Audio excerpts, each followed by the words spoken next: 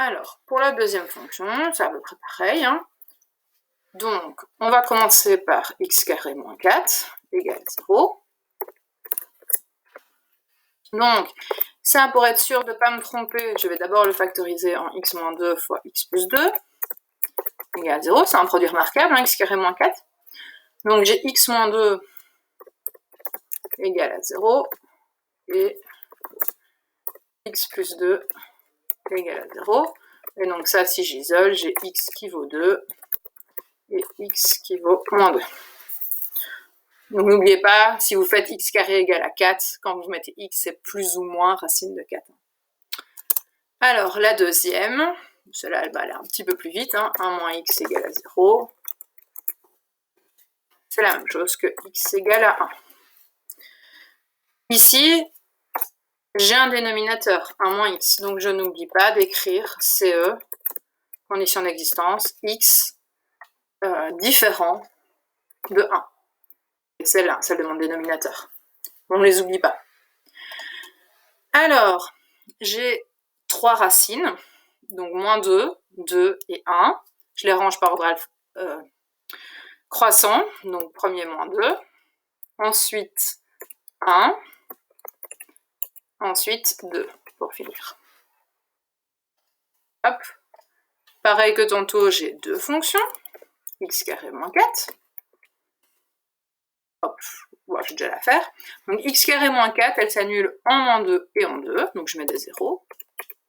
C'est une fonction du second degré. Le coefficient devant x carré, c'est 1, c'est positif. Donc à gauche et à droite de mes racines, ce sera positif.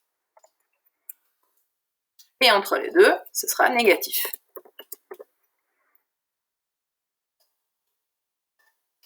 Ma deuxième fonction, qui est 1 moins x, s'annule en 1. Ici, on ne considère pas qu'elle est le dénominateur. C'est juste 1 moins x. 1 moins x s'annule en 1. Le signe devant le plus haute puissance, donc devant le x, c'est un moins. Donc, à gauche de la racine, je mets le signe contraire. Et à droite, je mets le signe devant le x.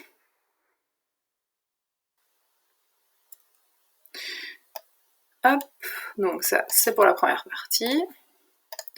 Ensuite, pareil, là, je fais, bon, pas le produit, mais la division. Plus divisé par plus, ça fait plus. Hein. 0 divisé par plus, ça fait 0. Moins divisé par plus, ça fait moins.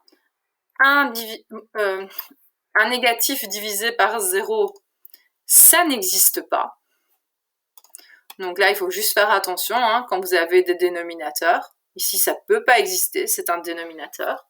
À chaque fois que vous avez un 0 qui est au dénominateur, vous mettez un n'existe pas dans le tableau. Moins par moins, ça fait plus. 0 divisé par un non négatif, ça fait 0. Et plus divisé par moins, ça fait moins. Voilà, ça c'est tout pour le tableau de signes. Donc ne pas oublier quand on a des dénominateurs de mettre la condition d'existence. Hein. Ça c'est super important.